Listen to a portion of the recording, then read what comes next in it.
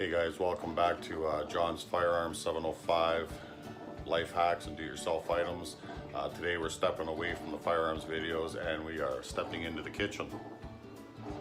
As Red Green says, if your wife doesn't find you handsome, she should at least find you handy. Today we're going to make some awesome cinnamon buns and I'm going to show you how to do it. Okay, so here's all the items we're going to need. We have 1 cup of milk. I'm just using 1%. I put it in the microwave for maybe 30 seconds just to warm it up. You want it warm but not scalding. Got 2 tablespoons of instant yeast, 4 cups of flour. I don't bother sifting it, it gets mixed in. 2 large eggs taken out earlier, now room temperature. Got ourselves a teaspoon of salt, 1/2 cup granulated white sugar, and a 1/3 cup of butter or margarine. Butter works better if you use margarine. I would stick to one that maybe rhymes with nacelle. And other than that, we've got ourselves a stand mixer, which we're going to be mixing it all in. Okay, so let's go ahead and put in all our dry ingredients all at once. Got our 4 cups of flour, 1/2 cup granulated white sugar, teaspoon salt, 2 tablespoons instant yeast. Once all the dry ingredients are in, I like to just give them a quick little whisk, mix it up.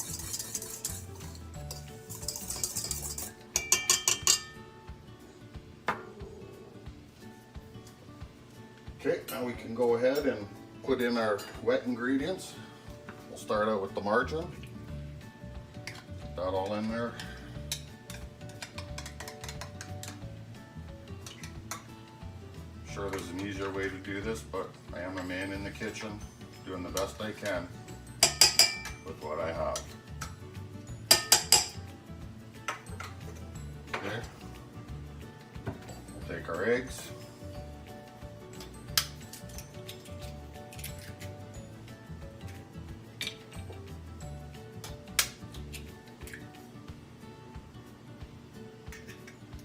Out of the way, put on this mixing apparatus, drop it in, get it going. You're going to want to have your spatula handy for scraping. We'll get that going pretty good, and we'll slowly bring in our cup of milk around the edges.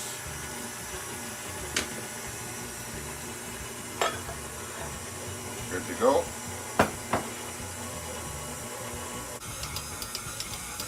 Okay, so as it's mixing, we're just kind of scraping the sides down. It's pretty much all come together now. Pop it out.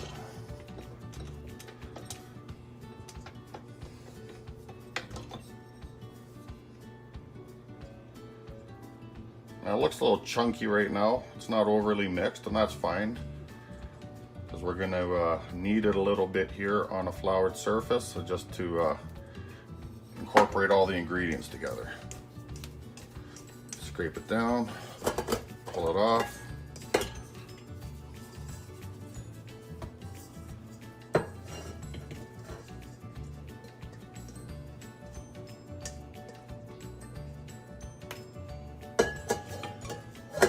Okay, now we're just going to want to knead it and check your consistency. If it seems a little loose, just add a little bit more flour. If it seems a little too firm, you can add a little bit more milk. But I will suggest, if you do have to add any ingredients till you get a nice consistency, just add a little at a time. You can always add more, but of course we know you can't take it out. Okay, so that's pretty good. That's what I want. Just going to form it into a little ball. Close it up like this. We're going to take our silver bowl. I've sprayed it with some cooking spray. Going to drop that in here. We're going to cover it with saran wrap. We're going to put it in a warm place to rise, maybe about a ½ hour to 45 minutes. It should double in size depending on the humidity level. Okay, while the dough is in there rising for the first rise, we're going to put our filling together. Over here we got a 1/3 cup of margarine. Over here we got 1 cup of dark brown sugar. Over here we got 3 tablespoons of cinnamon. We're going to microwave this up, add in our cinnamon, get that all nicely incorporated. And then we're going to add in 1 puck, 1/4 cup at a time into into the mixture until we get a nice, kind of like a cake batter consistency. Okay, so here we are with the cinnamon mixed in. You can see it kind of looks like a dark brown gravy or a nice chocolate pudding. Okay, so here we are now in with a half a cup of brown sugar. You can see it's starting to thicken up.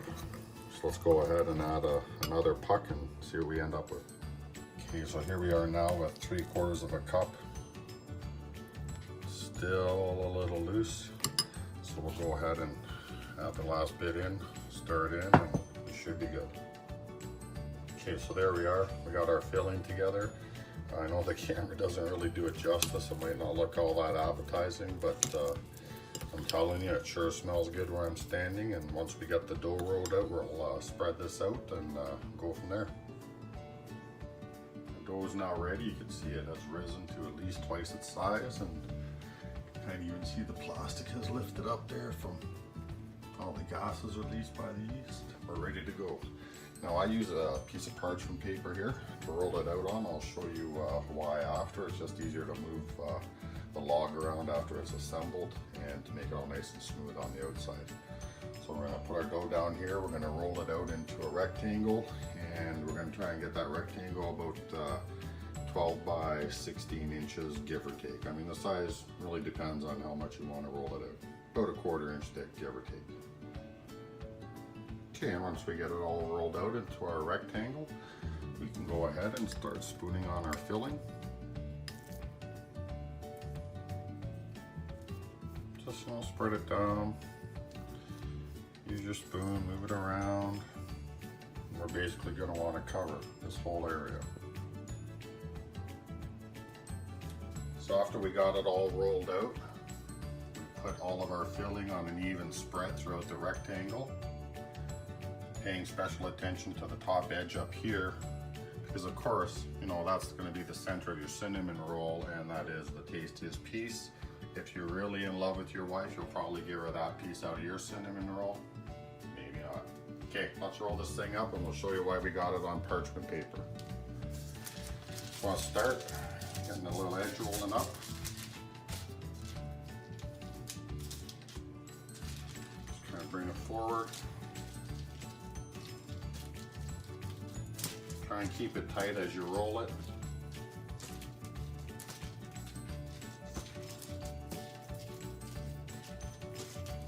Now you could do this on just a floured surface, but then you're adding, you know, flour to the outside of your finished cinnamon roll, and I'm not a fan of that, so yeah, that's why I use parchment paper.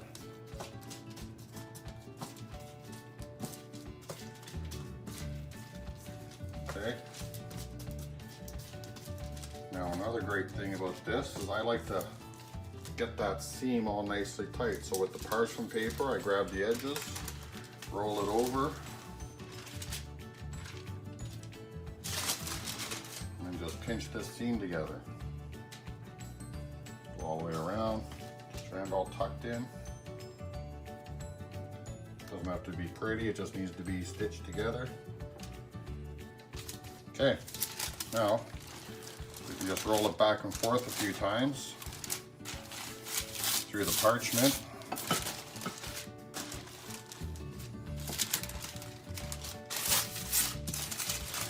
There we go, now we're ready to cut it up. Now, for me, I got this glass pan here, we can get 12. Best thing I find to do is I just eyeball the log. Cut it in half, give a little mark, divide each half in half, and then each section, just kind of eyeball 3 cuts. Make that 2 cuts and 3 sections. Someone's getting a good one. There, nothing fancy. Come through. Try not to cut up your counter. Again, we're doing this project to keep the wife happy. She lets us, you know, clean our firearms in the bathtub and leave a ring, and she still puts up with us, so yeah, don't cut up your counter. I'll just get these all in here. Helps if your knife is sharp. You're not pulling dough out. Okay, so there's 12. Looking pretty happy. Whoa, yeah, that's what I'm talking about. Cinnamon goodness. Now, this is a regular occurrence in my household. On Saturdays, I generally make these cinnamon rolls. Sometimes I make some other goodies. These cinnamon rolls have been referred to as good as crack. I don't know what that means. I've had other people eating them, some ladies, and they were making sounds that, well, I've only ever heard those as I passed by that adult section in the local Blockbuster back in the day. Okay, that being said, we got the 12 in here. I patted them down a little bit. You can see what they look like. Now we're gonna put them back in, I use my laundry room because it's warm and humid. We're gonna put them back in there for a second rise, and we'll take a look at them in a little bit. So after about 35 minutes or so of their second rise, you can see they're starting to look even more delicious. They've all smooshed into each other and gotten real comfortable up in here. And they've risen about halfway up the glass. And that's just fine. By the time they're done baking, they should come up about as high as the edge of the glass. For some reason, the end ones, the center seems to pop up, but I usually just give them a little shove down after we take them out of the oven. That being said, we got our oven preheated, 350 degrees Fahrenheit. We're gonna pop them in this, in the middle rack. And we're gonna set the timer for 20 minutes.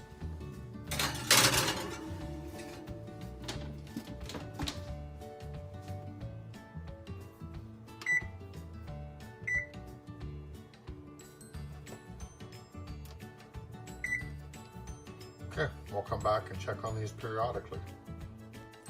Okay, so I had to leave them in for about 2-3 more minutes. Oh, beautiful.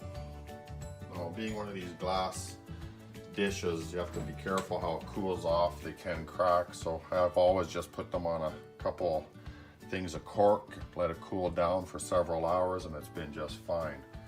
So here we can see it's kind of got a nice little bit of a browning around everywhere, a little bit of white in the centers. That's pretty much exactly what we want to see. If you go too much farther than that on the browning, they taste a little dried out. And if you don't go long enough and it's still too white around the coils here, the center will tend to sink, and we don't want that. We want a uniform one. So at this point, all I do is I smoosh down some of those center parts. Just, I don't know, my OCD likes them to be down like that. Makes it a little nicer with the glaze that we're gonna put on after they cool off. Okay, we'll come back then. Okay guys, we're back. I checked the bottom of our pan. It's cool to the touch, so we can go ahead and get our glaze together. We got 1 cup of icing sugar in here. We're gonna take our tablespoon measuring spoon, and we're gonna just put a little dimple right there. See that dimple? It's 1 tablespoon. I'm gonna fill that up with corn syrup. Why do I do it like this?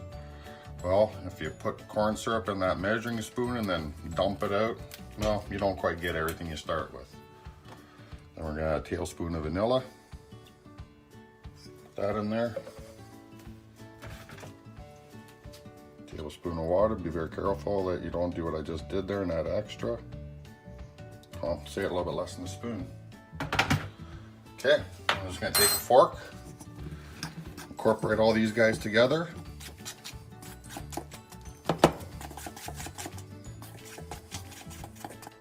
So as you can see, we're a little bit thick here still, so I'm just gonna add just a little bit, just a few drops of water. You don't need much. Stir it in again. Make sure you get all that stuff on the edges.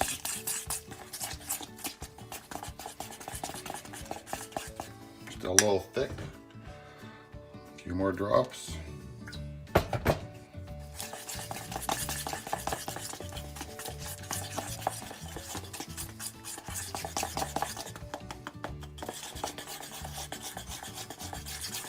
More stirring, more. Okay, after a little bit of stirring, that's pretty much what we're looking for right there. You want it to run off the fork, but you can see it still kind of has a film in between the tines. So that's just about perfect. I'll just spread it out evenly over our cinnamon rolls here. Good even coverage. Okay. I'll take my little brush, get it out, get it all down in there, all that sugary goodness. Calories don't count on the weekends. All right. And after that, I'm just gonna pretty much brush it around. You wanna make sure you got pretty much everything covered. Keeps it all nice and fresh and stops it from drying out on the top side there. And it gives it a nice shiny look everywhere.